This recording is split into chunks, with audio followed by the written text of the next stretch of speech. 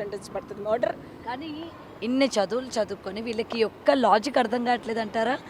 Okay, లైఫ్లో నుంచి తీసేద్దాము, అమ్మాయి తొలగిపోవాలి, ఈ విధంగా ఆలోచిస్తున్నారు. కానీ ఆఫ్టర్ దిస్ నా పరిస్థితి ఏంటి, నా ఫ్యామిలీ పరిస్థితి ఏంటి, నేను జైలుకి వెళ్ళనా అంటే ఈ ఒక్కటి మెయిన్గా వీళ్ళకి అర్థం కావట్లేదా? లేకపోతే సరే శిక్ష వేసేసరికి నా దగ్గరికి వచ్చేసరికి ఏ టైం పడుతుందో, ఈలోపు నేను కోర్టు కాకపోతే హైకోర్టు లేకపోతే సుప్రీంకోర్టు ఇలా నేను దాన్ని వాదించుకుంటూ వెళ్ళిపోతూ ఉంటాను, ఏదో ఒక రోజు బయటకైతే వచ్చేస్తాను కదా అన్నట్టు ఆలోచిస్తున్నారా?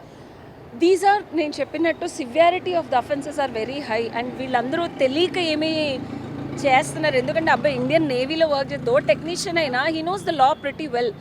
సో ఇక్కడ డెఫినెట్గా పెనుగులాటలో ఆ అమ్మాయి అరవటం వల్ల నిజంగా అలా అనుకోకుండా అకస్మాత్తుగా నోరు మూస్తే ప్రాణం పోతే బాడీని నిజంగా డిస్పోజ్ చేయడానికి ఇలా చేశాడా?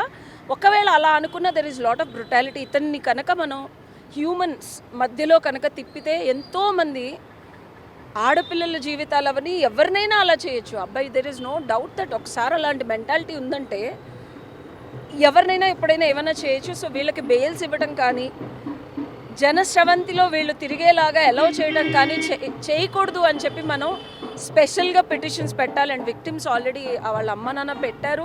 వాళ్ళ తరఫు నుంచి కూడా గట్టిగా కంప్లైంట్ కనుక ఇస్తే డెఫినెట్గా ఇది మెజిస్ట్రేట్ గారు కన్సిడర్ చేసి దానికి తగ్గట్టు శిక్ష విధిస్తారు.